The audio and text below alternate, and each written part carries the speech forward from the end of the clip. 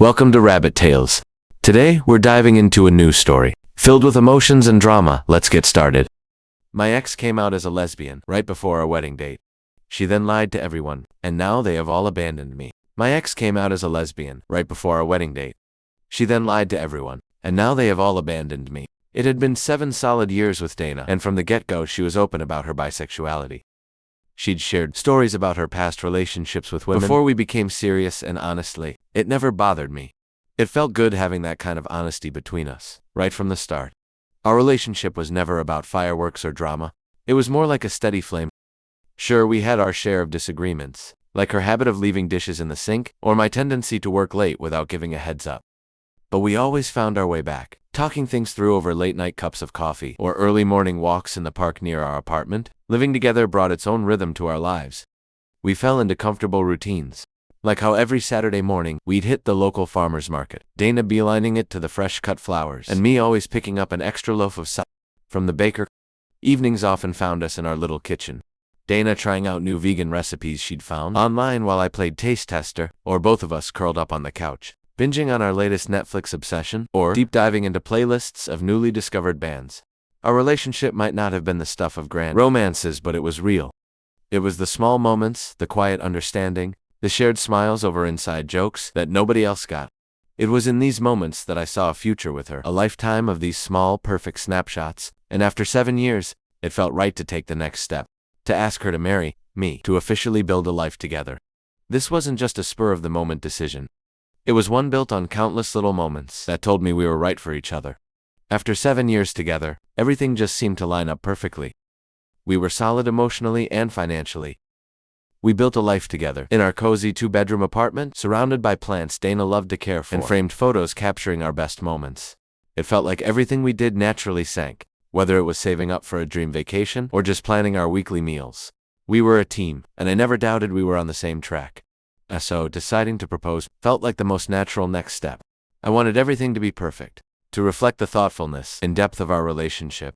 It took weeks of planning, selecting the right ring, a simple yet elegant band that I knew would suit her understated style, choosing the perfect day, and orchestrating a scenario that was intimate and personal. I chose the little art gallery where we had our first date, under the guise of a new exhibit I knew she wouldn't want to miss.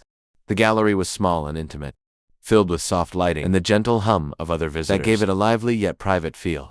As we walked through discussing various pieces, my heart pounded with a mix of nerves and excitement. At the center of the gallery, beneath her favorite painting, a vibrant, abstract piece that always seemed to ignite her passion for art. I stopped the moment, felt suspended in time.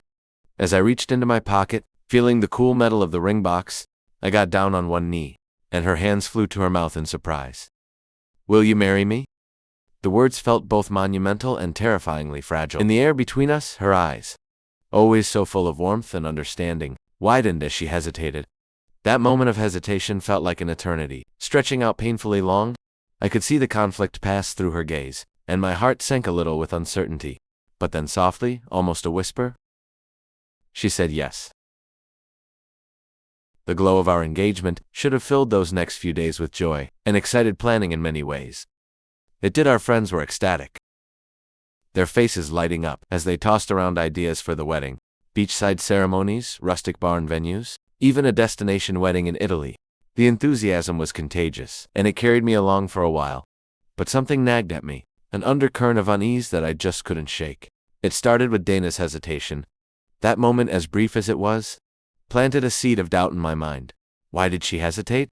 I couldn't help but ask her later that evening, as we lay in bed, the light from the street lamps casting soft shadows across our room. "I was nervous," she said simply, her voice steady but her body tense beside me. I wanted to believe her, to write it off as pre-proposal jitters, but it felt like there was something more. She wasn't saying I pushed a little, but she shut down the conversation with a kiss and whispered, "Let's just enjoy this moment."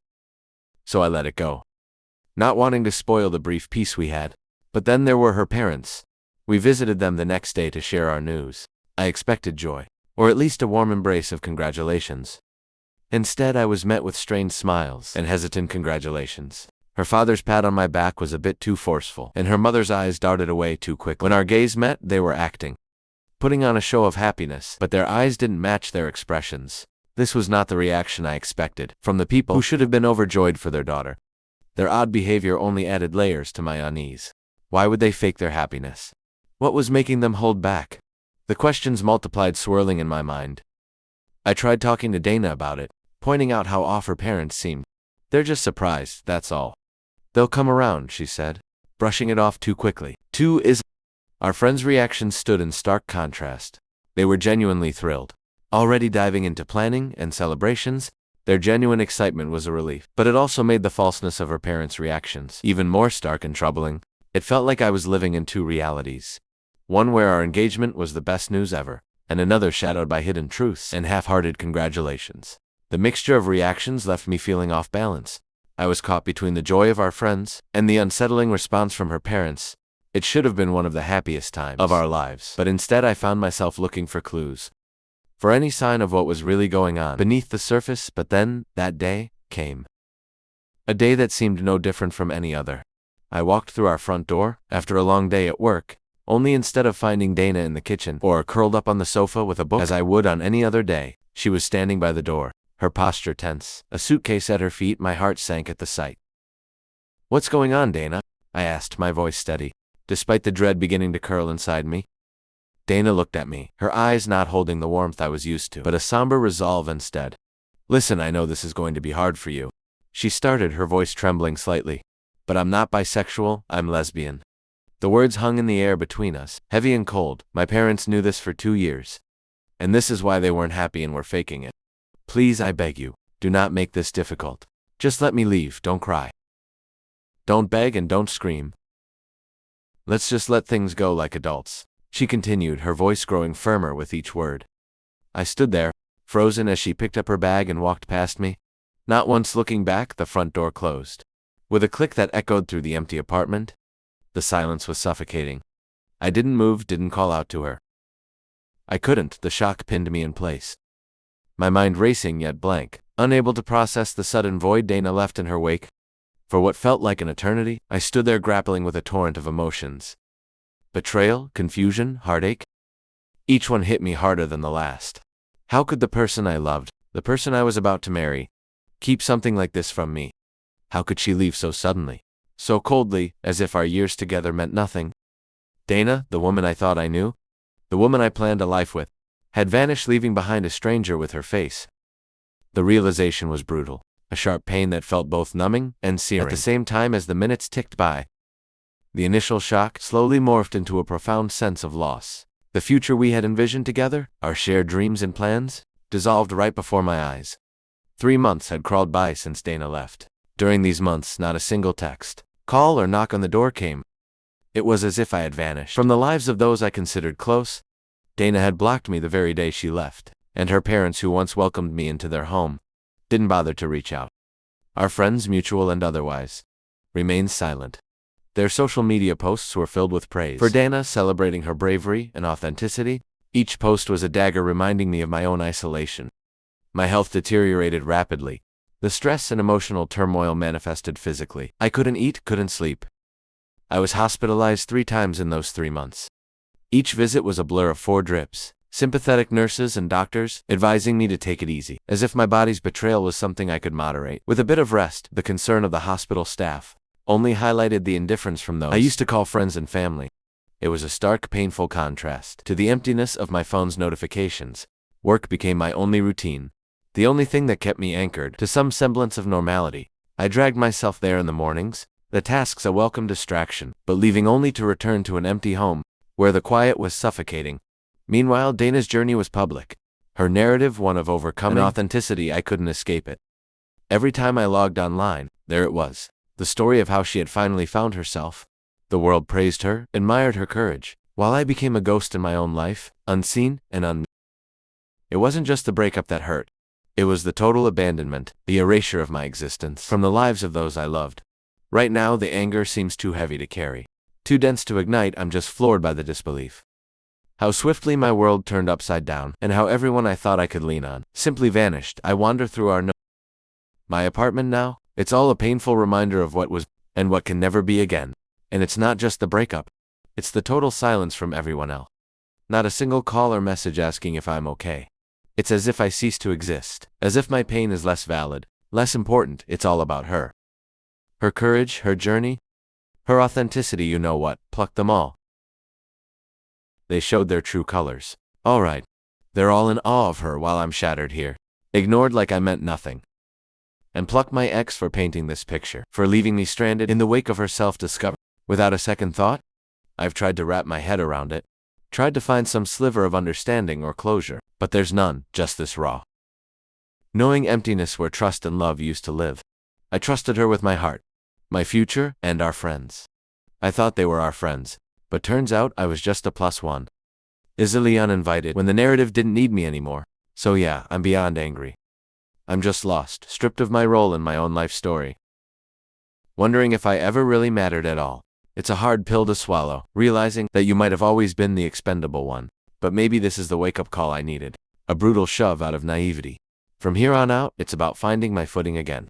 Figuring out who I am when I'm not part of us.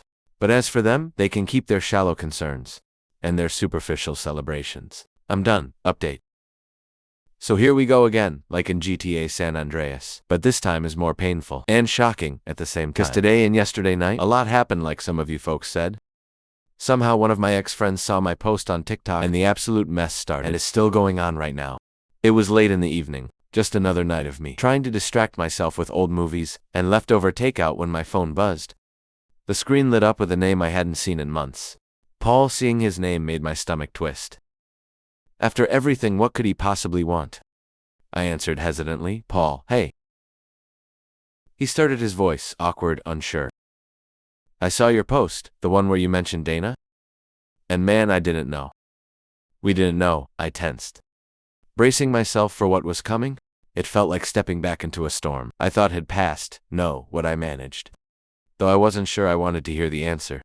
Paul sighed heavily on the other end. Dana told us all a different story. He admitted, she said, when she came out to you. You lost it. Tried to hurt her, and then threatened her if she left. She made us promise not to reach out. Told us you were dangerous. My breath caught in my throat. The accusations were like a punch to the gut. How could she say those things about me?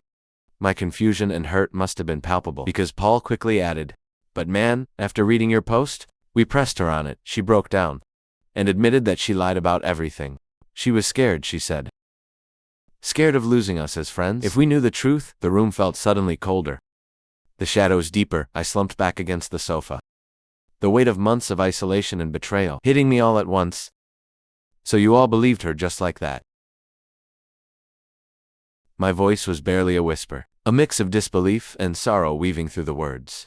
Yeah, and I can't tell you how sorry I am. We should have reached out to you. Should have asked your side of things. We screwed up big time. The silence that followed was heavy, filled with the weight of lost time and broken trust. The news that Dana had lied about such serious accusations was both a vindication and a new kind of heartbreak. Why would she do that? And why did everyone just believe her, without a second thought about me? Paul's next words pulled me back from the edge of those spiraling thoughts. A bunch of us want to make it right, if you'll let us. As I hung up the phone, the screen dimmed. The silence of the apartment felt a little less oppressive. The aftermath of Paul's call was like breaking the dam that had held back months of silence. The days following the revelation were a whirlwind of emotions and decisions. My phone, once a reminder of isolation, was now incessantly active, with messages of regret and apologies from friends who had deserted me based on Dana's lies. Among these messages was one from Dana herself begging for forgiveness and admitting her deceit had been driven by fear of losing her friends. It was a lot to process. The apologies from friends and Dana's confession, each unfolding in the glow of my phone screen, in the dimly lit corners of my once shared apartment. Then came the unexpected message from Mary, Dana's current girlfriend, who was blindsided by the whole situation. Her apology was mixed with confusion and hurt. She had known Dana for a year, yet had only heard of me as a roommate. This detail stung sharply. It was disorienting to grasp just how extensively Dana had rewritten our shared past to fit her new narrative. The gravity of the deceit weighed heavily on me, and in a moment fueled by a mixture of hurt and the desire for some control over the chaos, I decided to confront the whole situation head-on. I created a new group chat, including Dana, Mary, Paul, and the rest of my friends who had been misled. The digital room felt charged with tension, a virtual stand-in for the confrontation that needed to happen in the group. I laid it all out plainly. I'm not changing my mind about forgiving what happened. Not yet, I started. The words, stark against the backdrop of their previous silence, I've even considered legal action against Dana. For defamation, I added, my statement partly true. The idea of suing her had flickered in my thoughts, not fully formed, but a reflection of the deep hurt and the drastic measures I felt pushed towards. I continued, if you all truly cared about me, wouldn't at least one of you have reached out to confirm the story? To ask my side, my words were not just a question, but a mirror, reflecting back their own actions or lack thereof. Then I shared more about Dana that I had kept private, details that painted a fuller picture of the deceit. With each message sent, I felt a small release, a venting of months of pent-up frustration and sadness. After ensuring my peace was heard, I blocked them all. It was a drastic step, but necessary for me to start healing, to cut out the voices that had so believed the worst in me.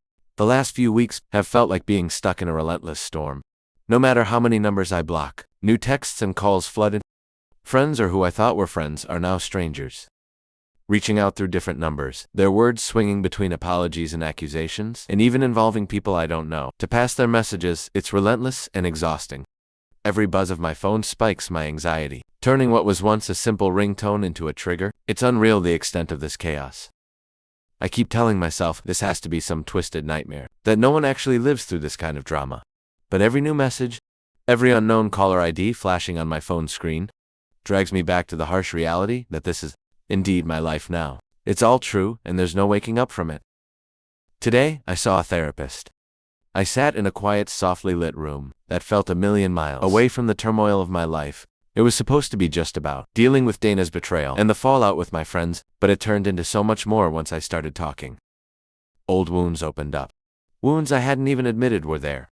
The deaths of my parents and my sister, events that I had boxed up and stored deep within, surfaced with overwhelming force. I cried, not just a few tears, but deep heaving sobs that shook my whole body. I cried for everything that's happened, for everything I lost, and for the first time in a long while, I didn't feel alone with my pain. The therapist listened, her presence calm and accepting, a stark contrast to the judgment and betrayal I'd become accustomed to leaving her office. I felt drained but strangely lighter.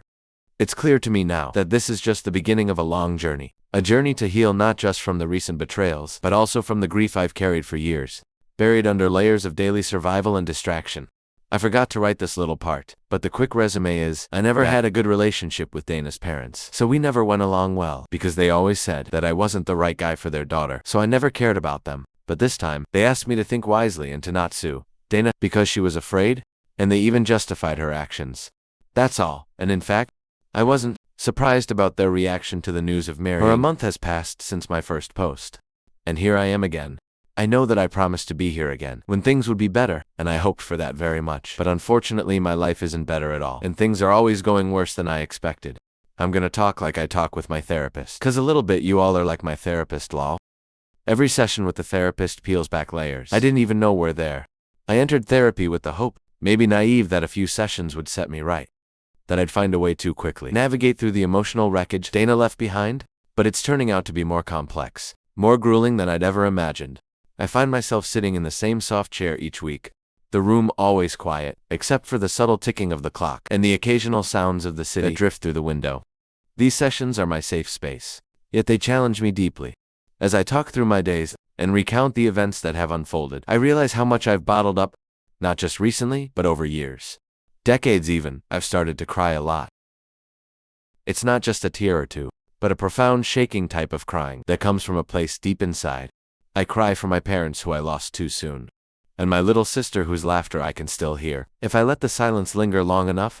I cry for what happened with Dana, how her deception cut so deep, and for my friends who turned their backs when I needed them the most, treating me like an afterthought, not the person they had known for years. The therapist listens, her notes quiet, her nods encouraging, but the work is mine to do. Each session, each revelation, it feels like I'm trying to climb out of a deep well. The walls damp and mossy, my hands slipping every time. I think I've found a new hold. It's frustrating, and sometimes I leave feeling worse than when I entered. But there's also a glimmer of hope, an understanding that this is a process, and it's supposed to be hard. You're unpacking a lot of buried emotions, she tells me, her voice always steady. It's okay to feel overwhelmed. Healing isn't linear. These words have become a mantra for me. On the hardest days, I know I'm not an expert at any of this. I can't neatly dissect my feelings or predict how long it will take to feel whole again.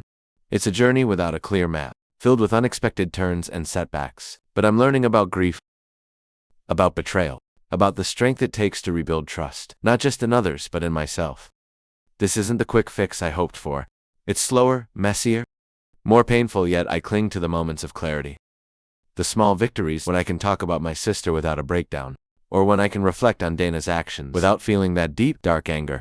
After losing my parents, and then my little sister, the world seemed to shrink down to a pinpoint of grief that was almost unbearable. When Dana came into my life, it was like a breath of fresh air, sweeping through a long, sealed room. She became my focus, my future, someone to build a new kind of family with, a chance to start over and create a life filled with the happiness and stability I had lost. So suddenly I poured everything into our relationship. Every dinner cooked, every date night planned. Every small surprise was a brick in the foundation of the new life I envisioned for us. I wanted her to feel loved. Not just ordinarily loved, but deeply cherished. I made sure to listen to her dreams, support her ambitions, and be there whenever she needed someone to lean on. Dana wasn't just my partner. She was my confidant, the one person who really knew every facet of me, my vulnerabilities, my deepest fears, and my hopes. In my heart, Dana filled a space that had been hollowed out by loss. She was my soft spot, the person whose happiness became synonymous with my own. Over the years, this bond only deepened, rooted in countless shared moments and private jokes, the kind that weave two lives inseparably together. But what perhaps wasn't clear in everything I've shared before is the depth of my commitment to her. Every plan for the future, every dream about what lay ahead included her. When I thought about where I wanted to be in 5, 10, or 20 years, it was always with Dana by my side. She wasn't just part of my life. She was central to every part of my vision for the future. This is why the betrayal cut so deeply. Why it felt not just like a personal loss, but like losing a part of myself. When she left, it wasn't just a partner walking out the door. It was as if she took away the very essence of the family. I had tried to rebuild the promise of a new life. A new beginning that had once seemed so bright and certain crumbled into uncertainty and disillusionment, now left in the wake of her departure. I grappled not only with the pain of her betrayal, but with the reality of being alone again. Confronted with the echoes of past losses, it's a strange, hollow feeling to realize the person you trusted with your deepest self, the person you believed would never hurt you, was the one who left the deepest cut. The journey to heal from this isn't just about moving past a broken relationship, it's about reconstructing my sense of trust and understanding what family and love mean to me now. Coming back from the army was like stepping into a different world. After years of structured days, where the stakes were life and death, the transition to civilian life felt disorienting, quiet, and mundane. I was carrying more than just my duffel bag home. I had memories and traumas tucked away, the kind that don't just fade with time or can be left at the doorstep. It was during this turbulent phase of readjustment that I met Dana. She entered my life, when the echoes of my military service were still loud in my mind, a time when I was trying to find who I was, outside of a uniform. She saw past the facade I presented to the world, the decorated veteran with medals and a straight posture. Dana saw the vulnerabilities, the night terrors, the silent moments of reflection that consumed me. And rather than turning away, she stepped closer, choosing to understand and share the burden of my hidden battles. It was love at first sight, not just in the romantic sense, but in a profound, life-altering way. Dana represented hope, a beacon in the fog of my transition. Her presence brought a sense of normality and peace that had eluded me since my return. I was enchanted not just by her beauty, but by her compassion and unwavering support. So yes, perhaps it was naive, but I believed in the fairy tale she represented. Dana was the one for me, the person who could make the concept of home feel real again, not just a place, but a state of being in her. I saw the potential to rebuild the family I had lost, to create a future filled with laughter and love, a stark contrast to the solitude and solemnity of my past. That belief in our future was what fueled every decision, every sacrifice. I poured all of my hopes into our relationship, trusting that this was the path to a new beginning, to a life where the shadows of war and loss would be replaced by shared happiness and mutual growth. Each moment with her reinforced this dream, building up an image of what could be if we continue to walk this path together. Reflecting on the past year, I've come to realize that life doesn't always unfold as planned, and sometimes the most painful experiences carry the most profound lessons. Living through the whirlwind of betrayal, abandonment, and the subsequent journey of self-discovery has taught me more than any single moment of happiness ever could. Thank you for watching. If you haven't subscribed yet, please do so, and hit the notification bell to stay updated with more shocking, real-life stories happening around you.